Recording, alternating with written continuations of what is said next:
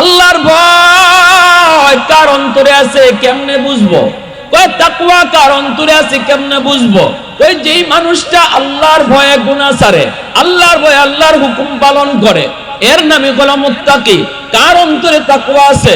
কই যেই মানুষটা নামাজ ছাড়ে না, যেই মানুষটা মিথ্যা কথা কয় না, যেই মানুষটা রাতের অন্ধকারেও গুনাহ করে না, কেউ না দেখলেও দেখেন আমার আল্লাহ, এই চিন্তা যার অন্তরে আছে তারই মুত্তাকি বলে। তার নামই আল্লাহর ওলির দপ্তরে। আল্লাহর ভয়ে যে গুনাহ ছেড়ে দেয়, আল্লাহ বা পাকের ভয়ে যে গুনাহ থেকে দূরে থাকে, এর নাম হলো মুত্তাকি। আর গুনাহ থেকে দূরে থাকার নাম হলো তাকওয়া। এর অর্থ এই না যে গুনাহ তার দ্বারা হইতই না। না, গুনাহ যদি তার দ্বারা হয়ে যায়, হইতে পারে গুনাহ হওয়াটা স্বাভাবিক, কারণ শয়তান চ্যালেঞ্জ করে আসছে, মানুষে আমি গুনাহ করাইমই। আল্লাহ পাক কই তুই যত ফরজ গুনাহ করাইস, আর আমার বান্দা শুধু একবার তওবা করব, আমি সব গুনাহ মাফ করে দিব। আল্লাহর সাথে শয়তান চ্যালেঞ্জ করে এসেছে, মালিক যেই মানুষের কারণে আজকে আমি জাহান্নামী, যেই মানুষের কারণে আজকে আমি জান্নাত থেকে বিতাড়িত হলাম, এই মানুষ কেমন করে জান্নাতে যায় আমি ইবলিস দেখব। আল্লাহ পাক কি করবে? কয় ডাইনে বামের সামনে পিছনে সব দিক দিয়া ষড়যন্ত্রের জাল আমি বিছায় রাখবো। তোমার বান্দা বান্দি কোন দিক দিয়া যায় আমি দেখবো, আমার জালে আটকা পড়বো। আল্লাহ পাক রব্বুল আলামিন কোনো অসুবিধা নেই, তবে ইল্লা ইবাদাকা মিনহুমুল মুখলাসিন, আমার মুখলিস বান্দার কোনো ক্ষতি তুই করতে পারবে না। মুখলিস হলো ওই বান্দা যেই বান্দা গুনাহ হওয়ার পর দেরি করে না, সাথে সাথে আল্লাহর কাছে চোখের পানি ফেলায়, কই মালিক ভুল করে ফেলেছি, শয়তানের ধোঁকায় পড়ে গুনাহ করে ফেলেছি, আল্লাহ মাফ করো।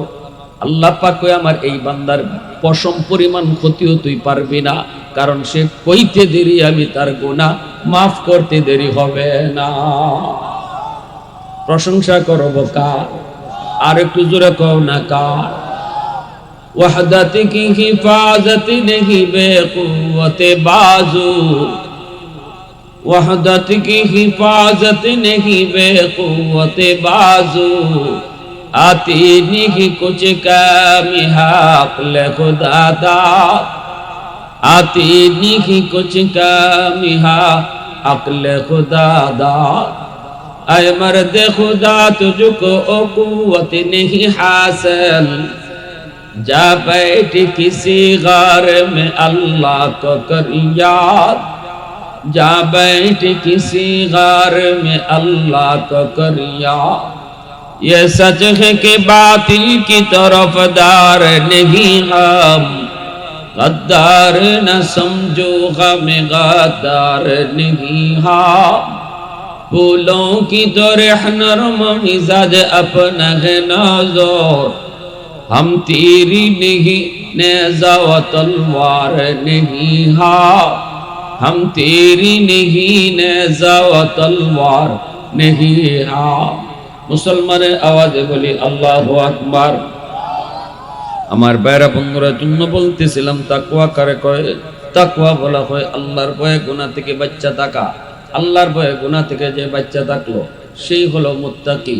আর যে মুত্তাকি নিজের বানাইতে পারবো, আল্লাহ কয় মুত্তাকি হওয়ার লগে লগে তার নাম ওলির খাতায় উঠায় দেওয়া হয়।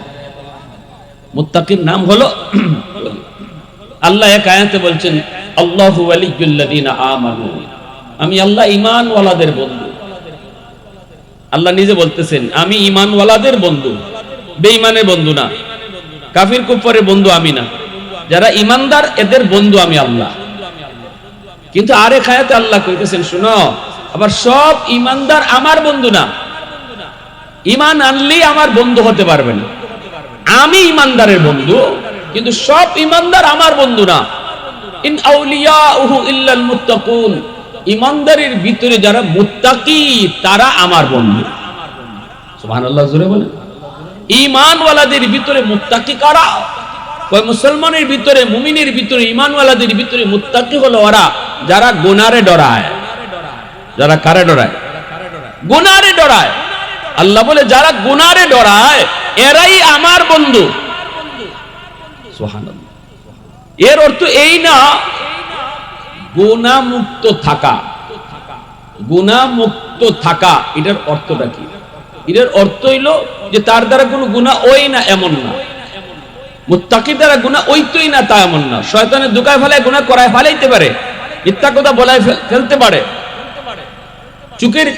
চুকের গুনাহ হয়ে যেতে পারে, কিন্তু সাথে সাথে সে আল্লাহর কাছে অনুতপ্ত হয়, আল্লাহ ভুলে গেছি গো মাফ করে দাও।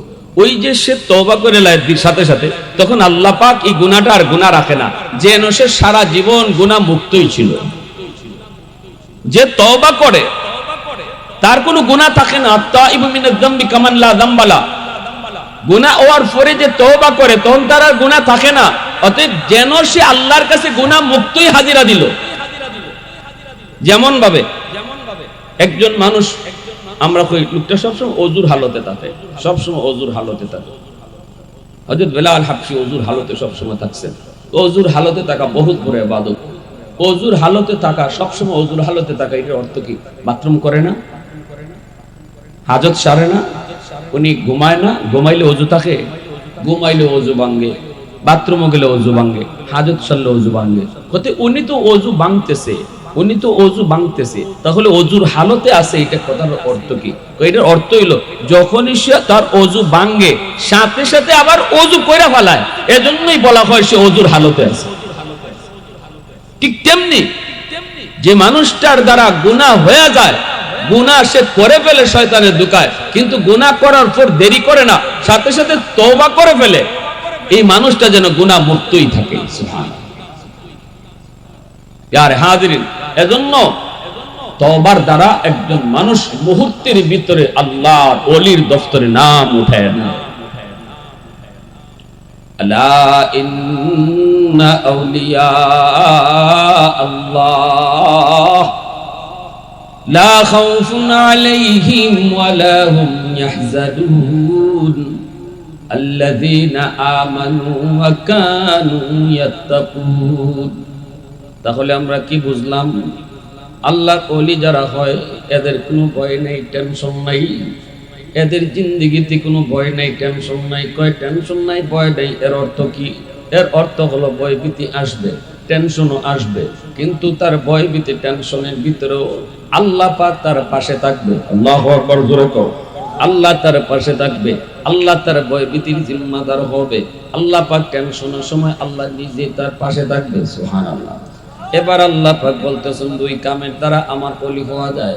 একটা হলো ঈমান, আল্লাহ তো আমাদেরকে ঈমান আল্লাহ জন্মসূত্রে দিয়া দিয়েছেন, তাহলে 50 নাম্বার আল্লাহ আমাদেরকে দয়া করে দিয়া দিয়েছেন।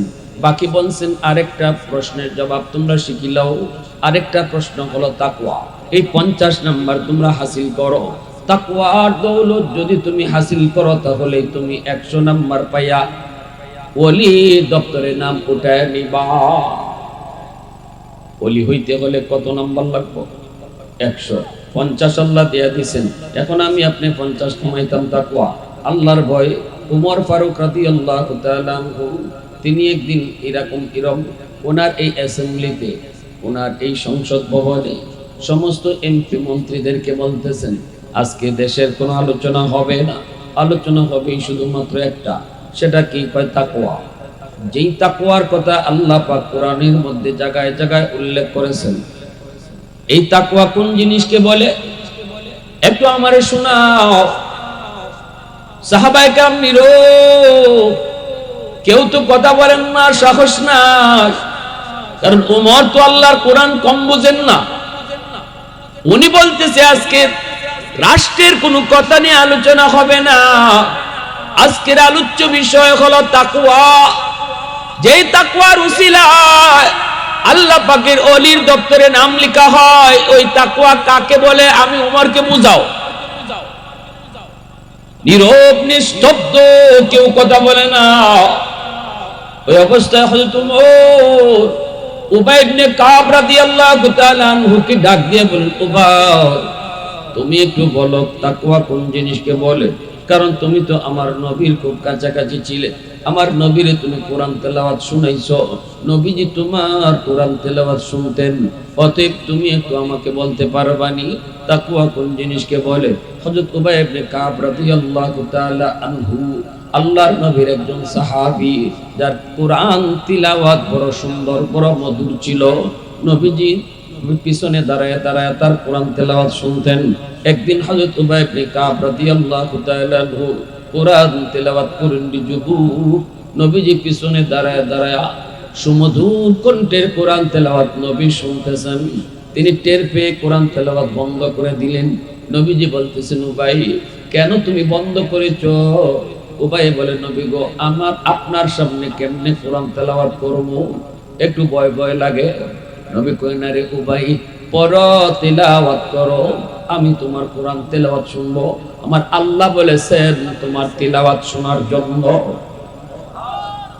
হযরত উবাই ইবনে কাব কয়, নবী গো,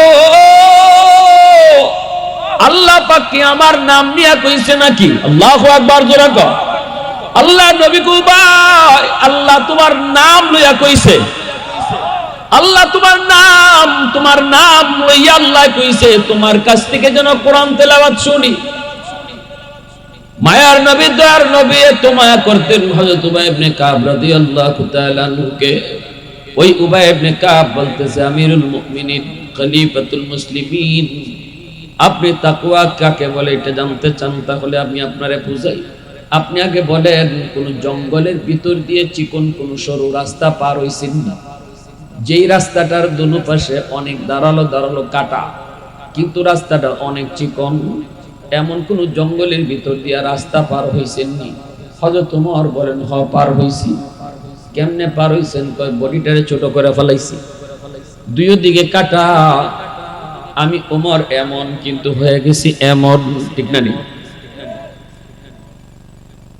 উবাই ইবনে কাব রাদিয়াল্লাহু তাআলা আনহু বলে, আমিরুল মুমিনিন, তাহলে আপনারা তাকওয়া বোঝানো সহজ হবে। ওই চিকন রাস্তাটা আপনি যেইভাবে পার হইছেন, এটার নাম হলো তাকওয়া। কয় কেমনে? জান্নাতের একটা রাস্তা আল্লাহ দুনিয়া থেকে রাখছেন, এই রাস্তাটাও চিকন, রাস্তাটার দুনো পাশে অনেক কাটা, গুনার কাটা। আল্লাহ, এই সিরাতে মুস্তাকিমের রাস্তার দুনো পাশে গুনার অনেক কাটা, ছোট বড় অনেক কাটা আছে। এই রাস্তাটা কেমনে পার হবেন? রাস্তাটা পার হইতে গেলে ডানে কাটা, বামে কাটা, গুনার কাটা, গুনার কাটা। দুনিয়ার ওই রাস্তা আপনি যেইভাবে সতর্ক হইয়া পার হইছেন, কাটা লাগতে দেন নাই। জান্নাতের ওই সিরাতি মুস্তাকিমের রাস্তায় যেই মানুষটা চলবো, গুনার কাটা লাগতে দিত না, এর নামই হলো তাকওয়া। আর যে চলতে পারে তার নাম মুত্তাকি।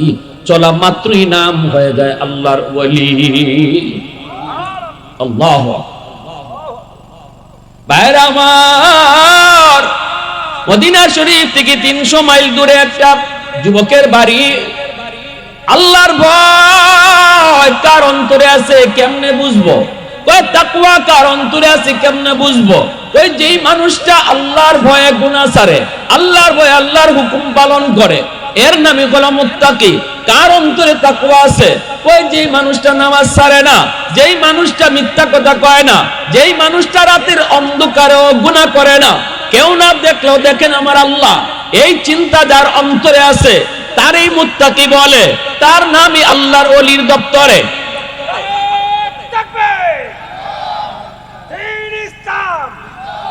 ইসলামী মহাসম্মেলন হযরত মাওলানা মুফতি নাসিরউদ্দিন আনসারী সাহেব, নারে তাকবীর। রমজান মাসে যেই মানুষটা ঘরের ভিতরে খাওয়ার সুযোগ ছিল,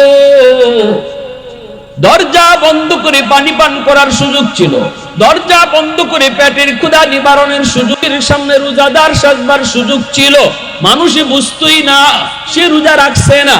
যদি সে চাইতো দরজা বন্ধ করে পানি পান করতে পারতো। ঠিক কিনা জোরে কোন? কিন্তু যেই মানুষটা কয় না, কেউ না দেখলো দেখেন আমার আল্লাহ, কেউ না শুনলো শুনেন আমার আল্লাহ, দরজা বন্ধ করেছি কেউ দেখে নাই কিন্তু দেখেন আমার আল্লাহ, এই ভয়টা অন্তরে রাইখে যেই মানুষটা দরজা বন্ধ কইরাও খানা খায় না, পানি পান করে না। আল্লাহর ভয়ে এর নাম হলো তাকওয়া। আর এই মানুষটি হলো মুত্তাকি, এর নামই হলো আল্লাহর ওলি। এজন্যই রমজানের রোজা মানুষকে আল্লাহর ওলি বানায় দেয়, রমজানের রোজা মানুষের মুত্তাকি বানায়, রমজানের রোজা মানুষকে আল্লাহর ওলি বানায়, মুত্তাকি বানায়, মানে হলো আল্লাহর ওলি বানায় দেয়। এই যুবক, যেই যুবক আল্লাহ আমারে দেখতেছেন এই ভয় অন্তরে রাইখা চলবে দুনিয়াতে, তার নামই আল্লাহর ওলির দফতরে উঠবে। এজন্য যুবকদের জন্য আল্লাহর ওলি হওয়া খুব সহজ। একজন যুবক যদি আল্লাহর ভয়ে গুনাহ না করে, আর একজন বুড়া মানুষ সেও যদি গুনাহ না করে, দুইজন সমান না, কিন্তু বেশ কম আছে। ঠিক কিনা জোরে এখন? যুবকের শক্তি ছিল, যুবকের সুযোগ ছিল, যুবকের গায়ে শক্তি ছিল গুনাহ করার, সুযোগও ছিল গুনাহ করার, এরপরও গুনাহ করে না। আর একজন বুড়া মানুষ, তার মনের ইচ্ছা থাকলেও গায়ে শক্তি নাই। ঠিক কিনা জোরে কও? সবকিছু মনের ইচ্ছা থাকলেও, গুনাহ করার ইচ্ছা থাকলেও শরীরে দিবে না, গায়ে শক্তিতে দিবে না। কিন্তু যুবকের সবই আছে, এরপরও সে করে না। এজন্যই একজন যুবক, নবী বলেছেন লা ওয়ারআকাল কাফি আও কামা ক্বালান নবী আলাইহিস সালাম, যেই মানুষটার সুযোগ ছিল গুনাহ করার, এরপরও করে না, যেই মানুষটার শক্তি ছিল গুনাহ করার, এরপরও করে না। কার ভয়ে? জোরে বলেন কার ভয়ে? আরো জোরে কোন কার ভয়ে? নবী বলেন সেই তোমাদের মধ্যে আল্লাহর ওয়ালি, সে ওই মানুষটাই তোমাদের মধ্যে আল্লাহর ওয়ালি। মদিনা 300 মাইল দূর, মদিনা শরীফ থেকে একটা যুবক মদিনায় রওনা দিল উটে পিঠে সাওয়ার হইয়া। এই যুবক মদিনা শরীফের কাছাকাছি পৌঁছে গেছে। একটা খেজুর বাগানে যুবক আশ্রয়, একটু বিশ্রাম নিয়েছে, উটটারে বাঁধা রাখছে। কিন্তু এই উটটার রশি ছিঁড়া আর একটা জমির মধ্যে চারা গাছ লাগানো, শুধু চারা লাগানো, খেজুরের চারা। এই খেজুরের চারা আর জমিতে যায়, উঠটায় যায়, সবগুলি চারা নষ্ট করে ফেলতেছে। যুবক তো জানে না, যুবক তো বিশ্রামে ঘুমায় রইছে, সে তো জানবার কথাও না। এইদিকে দেখা যায় জমির মালিক আসছে তার জমি দেখার জন্য, আইসা দেখে তার জমির সবগুলা চারা নষ্ট করে ফেলছে। কার উট? ওই বুড়া মানুষটা জানে না, কিন্তু দেখতেছে একটা উটে তার এরকম চারাগুলা নষ্ট করেছে। মিজাজ তার গরম হয়ে গেছে। মিজাজ গরম তো হবেই। একটা পাথরের টুকরা হাতে নিয়া উটের দিকে ডিল মারলো, মাথার মধ্যে পড়লো, উটের মাথাটা ফেটে গেছে, রক্ত বের হওয়া শুরু হয়েছে, ফিনকে দিয়া রক্ত বের হওয়া শুরু হয়েছে। মুহূর্তের ভিতরে রক্ত শূন্য হইয়া উটটা জমিতেই মরে গেল। একটু পরে যুবক ঘুম থেকে উঠে খুঁজতেছে তার উট, আইসা থেকে একটা জমির মধ্যে তার উট মইরা রইছে। পাশে একটা বুড়া মানুষ ডাক দিয়ে কই আমার উটটাকে মারলো। বুড়া মানুষটা কই বাবা, আমি বুঝতে পারি নাই উটটা মরে যাবে, আমি তো ডিল মারছি একটা কুশায়, আমার জমিটা কিভাবে নষ্ট করছে দেখো, মাত্র গতকাল চারাগুলা লাগাই গেছি, এটা তোমার উট? বলে হ আমার উট, আমি একটা পাথরের টুকরা দিয়ে ডিল মারছিলাম, মাথা ফাইটে রক্ত শূন্য হয়ে মরে গেছে। বাজান বিশ্বাস করো, আমি মেরে ফেলার জন্য মারি নেই। কিন্তু যুবকের গুসা উঠে গেছে।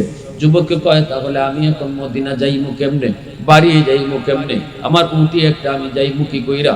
এই কথা বইলে সে বুড়া মানুষটার একটা ঘুষি মারছে।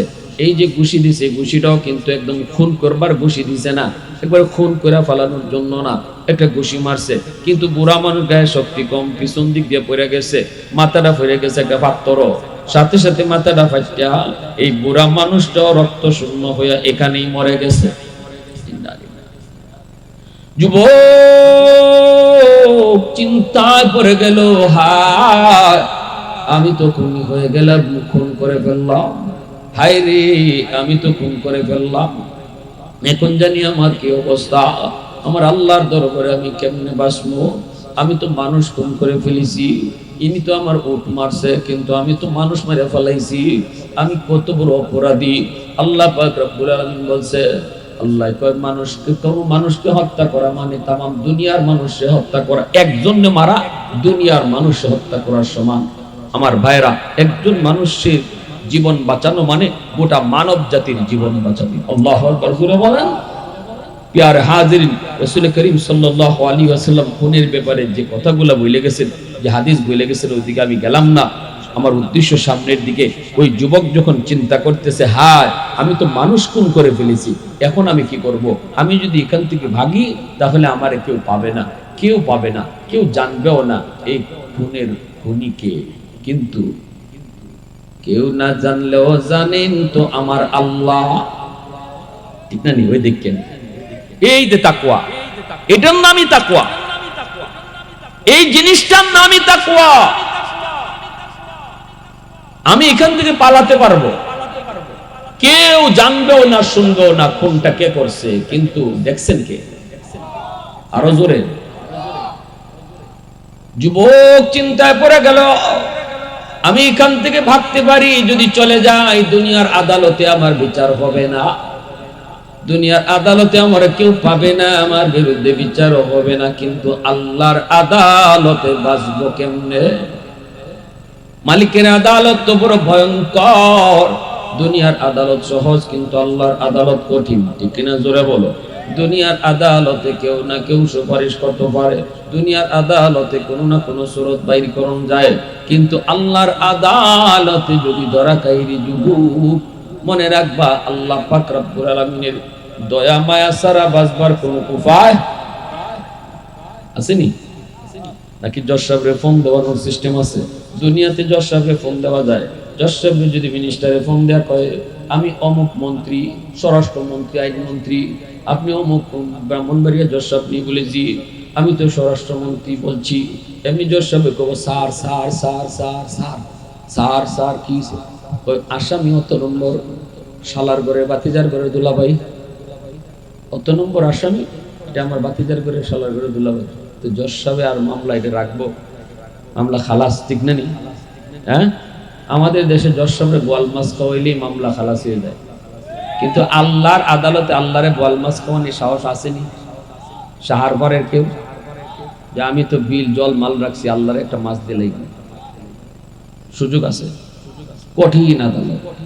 এখন এজন্য ওই যুবক চিন্তা করে, না আমি যাব না, আমি লাশের পাশে বসে থাকবো, কেউ না কেউ তো লাশের খুঁজে আসবে, আসলে পরে আমি নিজের থেকে বলবো যে খুনটা আমি করছি, দুনিয়ার আদালতে আমার খুনের বিচার হয়ে যাক, তবু আল্লাহর আদালতে বাঁচতে চাইছি।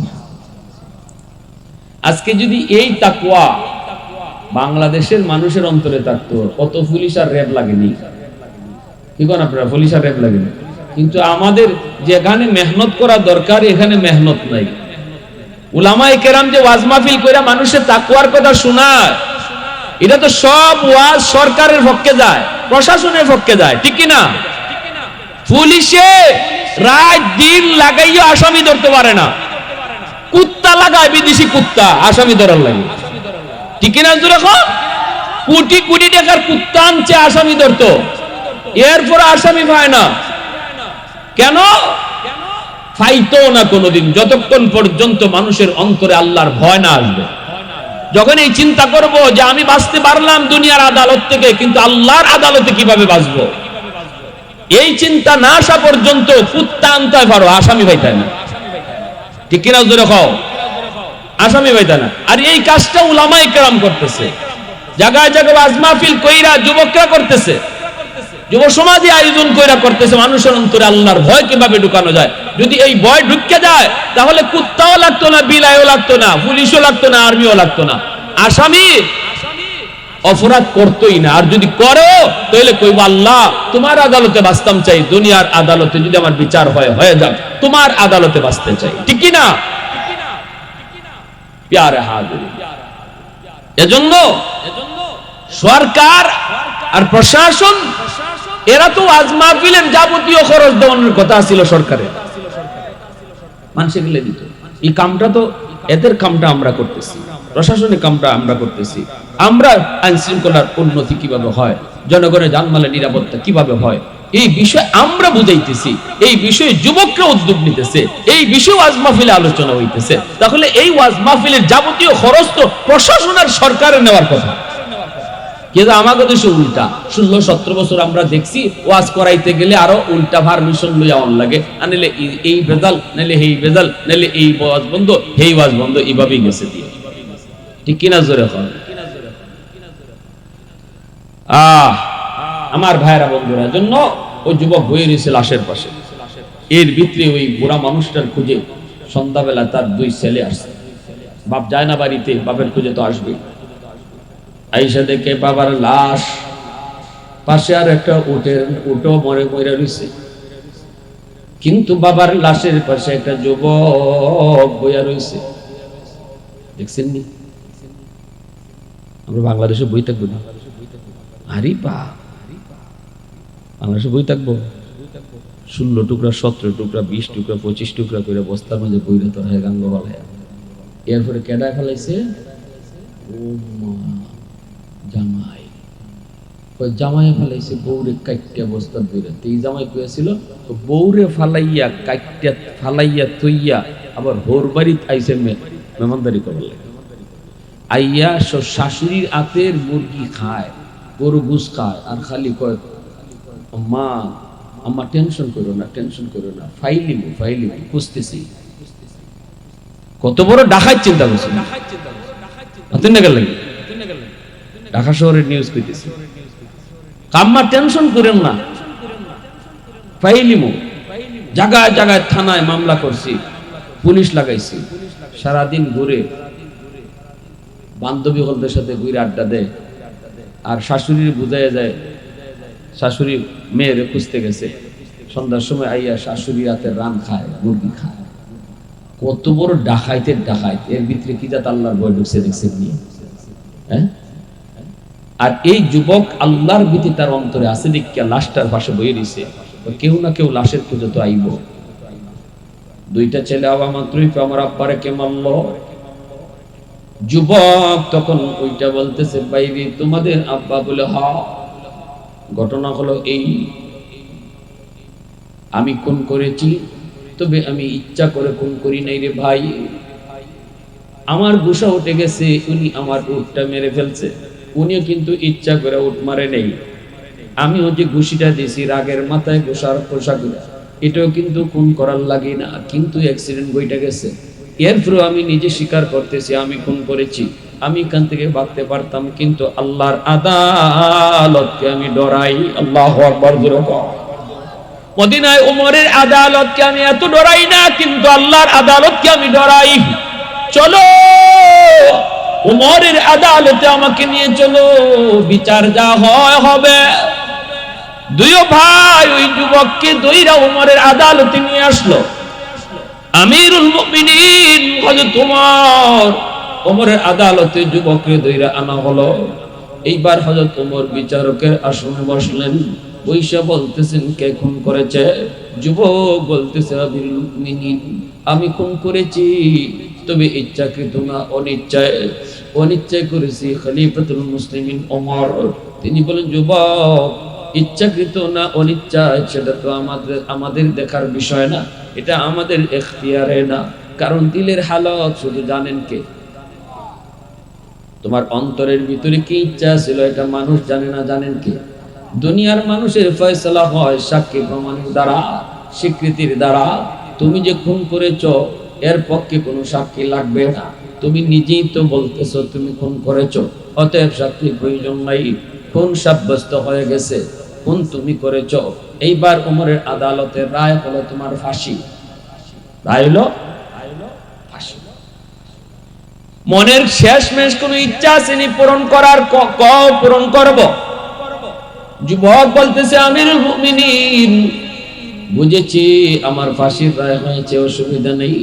আমি আল্লাহর আদালতে বাঁচার জন্য নিজে নিজে ধরা দিয়েছি। দুনিয়ার আদালতে ফাঁসি হয়ে যাক, তবু আমি আল্লাহর কাছে আল্লাহর আদালতে বাঁচতে চাই।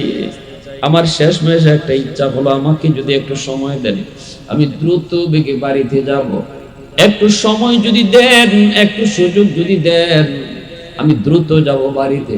যাইয়ে আমি বাজারে ওই ঋণটা পরিশোধ করব, কইরা আবার দ্রুত বেগে চলে আসব। খলিফাতুল মুসলিমিন আমিরুল মুমিনিন হযরত ওমর এইবার বলেন, যুবক কেমনে তোমাকে আমি সুযোগটা দিব? তুমি বাড়িতে গেলে পরে আবার যে ফিরত আইবা এর কি গ্যারান্টি আছে? নি ফাঁসির আসামি বাড়িতে গেলে আবার ফিরত আইব, এটার তো কোনো গ্যারান্টি নাই। তাহলে তোমার কোন ভরসা? তবে একটা সুরত আছে, মদিনায় তোমার কোনো আপনজন কেউ আসেনি বলো? মদিনায় যদি তোমার কোনো আপনজন থাকে, তবে তাকে তোমার পক্ষ থেকে যদি জামিন বানানো হয়, তাহলেই শুধু তোমাকে আমরা একটু সুযোগ দিতে পারি। তুমি যদি নির্ধারিত টাইমের ভিতরে না আসতে পারো, তোমার পক্ষে যে জামিন হবে তারে ফাঁসি দেওয়া হবে। এমন কোন লোক মদিনায় থাকলে তুমি বলতে পারো? যুবক বলতেছে, আমিরুল মুমিনিন, এমন কোন লোক মদিনায় আমার নাই। মদিনায় আমার কোন আপনজন, আত্মীয় স্বজন, বন্ধু বান্ধব কেউ নাই। অতএব এই রিস্ক কেউ নিবে না। ঠিক আছে, আপনি আমারে ফাঁসিতে ঝুলাইয়া দেন, আপনি আমারে ফাঁসি দিয়ে দেন। খলিফাতুল মুসলিমিন ওমর জল্লাদকে ঘোষণা দিয়ে দিলেন, জল্লাদ যাও, যাও তার ফাঁসি কার্যকর করো। জল্লাদ সামনে আগায়া ওনাকে দইরা নিতেছে, ফাঁসিতে নিয়ে ঝুলাই দিবে যুবকরে। এমনি পিছন থেকে সাহাবায়ে কেরামের ভিতরে, মদিনার মানুষের ভিতর থেকে একজন মানুষ হাত উঠায় কয়, খলিফাতুল মুসলিমিন, আমি আমার ওই ভাইয়ের পক্ষে জামিন কইলাম। আমি জামিন। মদিনার মানুষ সবাই তাকাইছে, কে সে? একজন খুনির পক্ষে জামিন হয়। ছায়া দেখে ইনি আর কেউ নন, ইনি আমার নবীর বড় মায়ার একজন সাহাবী, যার নাম হলো আবু যর গিফারি রাদিয়াল্লাহু তাআলা আনহু। হযরতে আবু যর গিফারি খাদেমে খায়রুল বাশার, হযরতে আবু যর গিফারি খাদেমে খায়রুল বাশার, खिदमतों में जिंदगी भर ना बनाया अपना घर, खिदमतों में जिंदगी भर ना बनाया अपना घर। मुसलमाনের আওয়াজে কো আল্লাহু আকবার। হযরত তোমার ডাক দেয়া আবু যর, একটু চিন্তা করে তুমি কও, কারণ লোকটার তুমি চিনো না। সে বাড়িতে গেলে পরে নামাইতে পারে, যদি না আসে তাহলে তোমাকে ফাঁসি দেওয়া হবে। আবু যর, এই লোকটা তোমার কি কোনো আত্মীয় হয়? এই যুবক কি তোমার কোনো আত্মীয় হয়? তার সাথে তোমার কোনো রক্তের সম্পর্ক আছেনি? আবু যর গিফারি বলে, রক্তের সম্পর্ক নাই, তবে ঈমানের সম্পর্ক আছে। আমি আমার নবীর জবানে শুনেছি, আল মুসলিম আখুল মুসলিম, মুসলমান মুসলমানের ভাই। আমি নবীর জবানে শুনেছি, রক্তের সম্পর্কের চেয়ে ঈমানের সম্পর্ক আল্লাহর কাছে বড় দামি। এজন্যই তো নূহ নবীর সন্তান কেনান ঈমান না আনার কারণে আল্লাহ পাক কয়, নূহ, কেনান তোমার পরিবার না, লাইসা মিন আহলিক, সে তোমার পরিবার নয়, কারণ তার দিলের ভিতরে ঈমান নাই। দিলের ভিতরে ঈমান নাই। আল্লাহ পাক এবার পরিচয় শিখায়া দিলেন, মুসলমানের পরিবার হবে কিসের সূত্রে? মুসলমানের পরিবার রক্তের দ্বারা হয় না, মুসলমানের পরিবার হয় ঈমানের দ্বারা। ঠিক কিনা জোরে কও? ঈমানের দ্বারা মুসলমানের পরিবার তৈরি হয়। এই কথা বলতেই আবু যর গিফারি বলতেছেন, আমি নবীর জবানে শুনেছি, মুসলমান মুসলমানের ভাই, ঈমানের দ্বারা মুসলমানের পরিবার। অতএব আমার এই ভাইয়ের সাথে আমার সম্পর্ক হলো ঈমানের সম্পর্ক। আপনি তারে বিদায় দেন, ছুটি দেন, আমি তার পক্ষ থেকে জামিন, নির্ধারিত সময়ের ভিতরে যদি না আসে আপনি আমারে ফাঁসি দিয়েন। এই কথা বলা মাত্রই হযরত ওমর লোকটারে, যুবকের অনুমতি দিয়ে দিলেন, দ্রুতগামী একটা ঘোড়া দিয়ে দিলেন। যুবক দ্রুত বেগে বাড়িতে চলে আসলো। একদিন, 2 দিন, 3 দিন লাগে যায়। ওমর কয়ে দিছে, শুক্রবার জুম্মার আজানের আগে আগে তুমি মদিনায় পৌঁছবা, জুম্মার পর পরই বিচার বসবে। যুবক কয়েকটা নিয়ে গেছে, বাড়িতে গিয়ে সে ঋণ পরিশোধ করছে। মার কাছে আইসা কয়, মা গো, মা বিদায় দাও গো, মা বিদায় দাও। বাবার কয়, বাবা বিদায় দাও, আর জীবনে তোমার সন্তান কোনোদিন আসবে না গো। মা, তোমার হক আদায় করতে পারি নাই গো মা। মা কয়, বাজান কি হয়েছে? কটা কি হয়েছে, কান্দ কেন? যুবক কয়, মা, ওমরের আদালতে আমার রায় হয়েছে ফাঁসি। বিশ্বাস করো মা, তোমার ছেলে ইচ্ছা করে খুন করে নাই গো মা, ইচ্ছা করে খুন করি নাই, অনিচ্ছা একটা খুন হয়ে গেছে গো মা। কিন্তু ওমরের আদালতে রায় হয়েছে ফাঁসি। আমার পরিবর্তে নবীর একজন সাহাবী জামিন হইছে। আবু যর গিফারি এত দামি একজন সাহাবী, মাকে বিদায় দাও, দেরি করা যাবে না গো মা, জীবনের শেষমেশ আমার শেষমেশ তুমি একটু তুলায় খাওয়ায় দাও। মারে কান্দাইয়া বাবার কান্দাইয়া যুবক যখন রওনা দিয়ে দিছে, জীবনের শেষ বিদায় মার কাছ থেকে নেয়, বাবার কাছ থেকে নেয়। রাস্তার মধ্যে তার জিনপুষ ঘোড়ার জিনপুষটা ভেঙে গেল, একটু সময় নষ্ট হয়েছে, যার কারণে জুম্মার আজানের সাথে সাথে সে মদিনায় পৌঁছতে পারে নাই।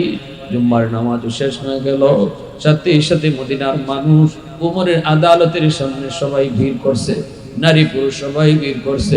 যুবক আইসেনি, কিন্তু সবাই দেখে যুবক এখনো আসে নাই।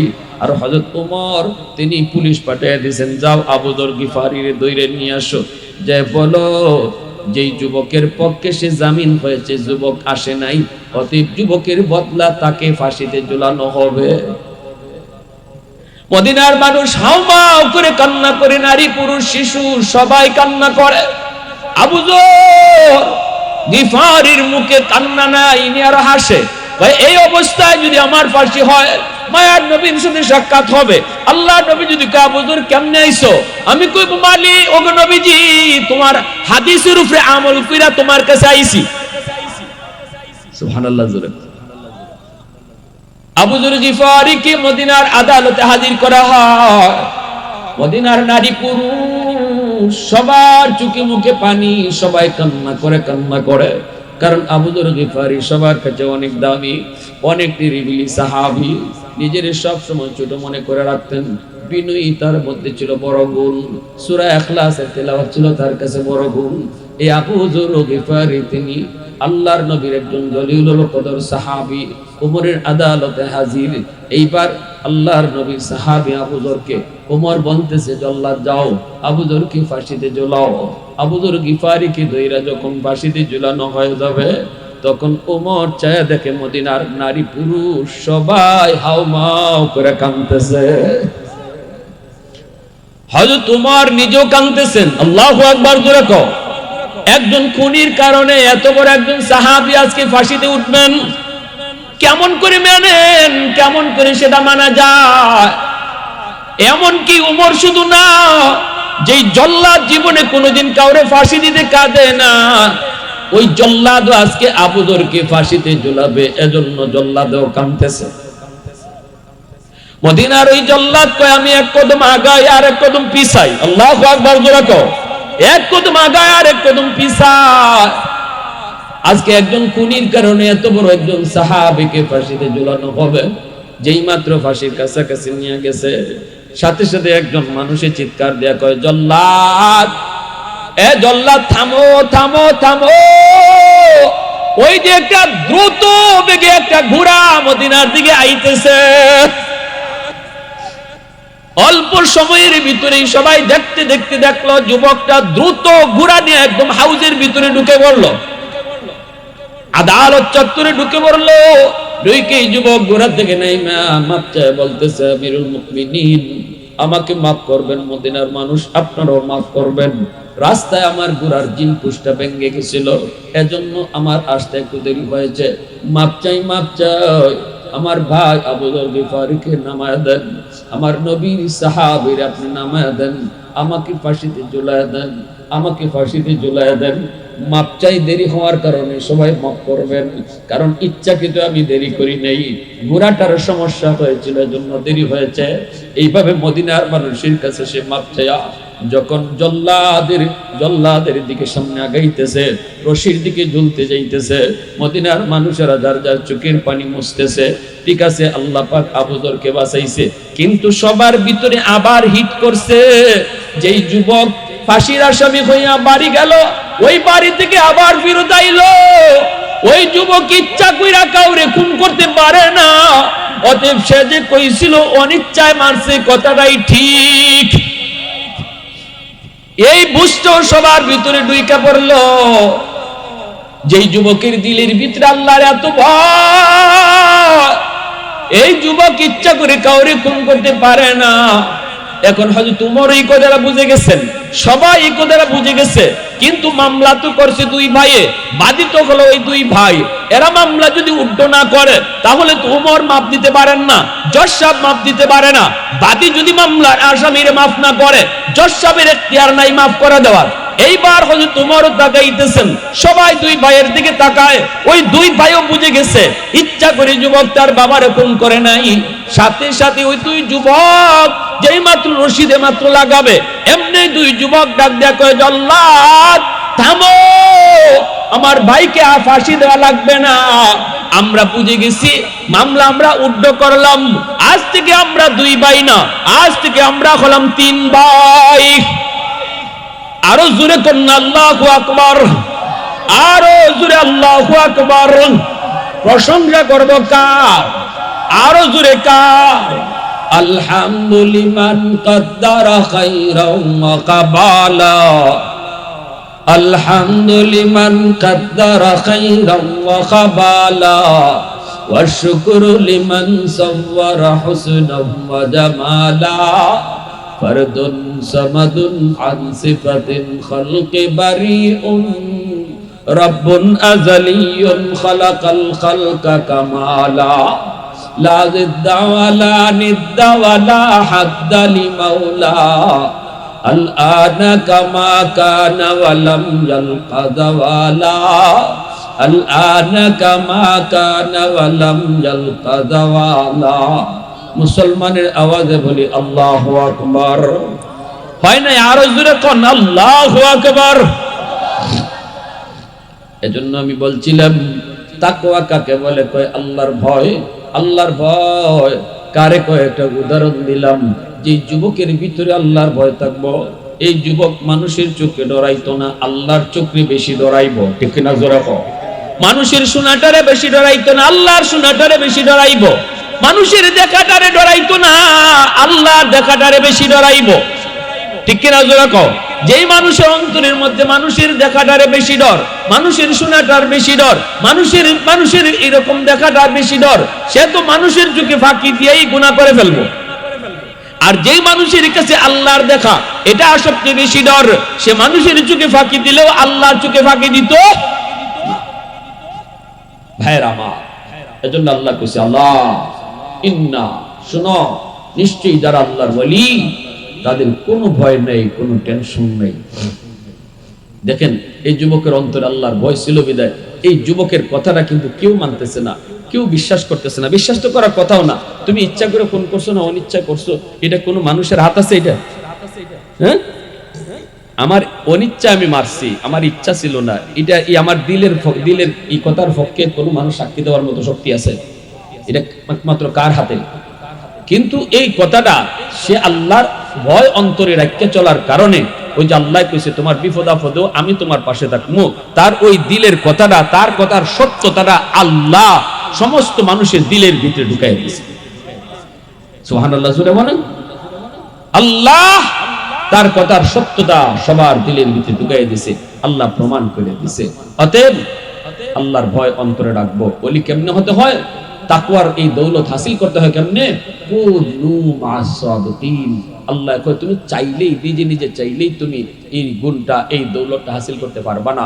আল্লাহর ভয়ে গুনাহ থেকে বাঁচা থাকার যে দৌলত, যে তাকওয়া, এটা হাসিল করার জন্য যারা আমি আল্লাহর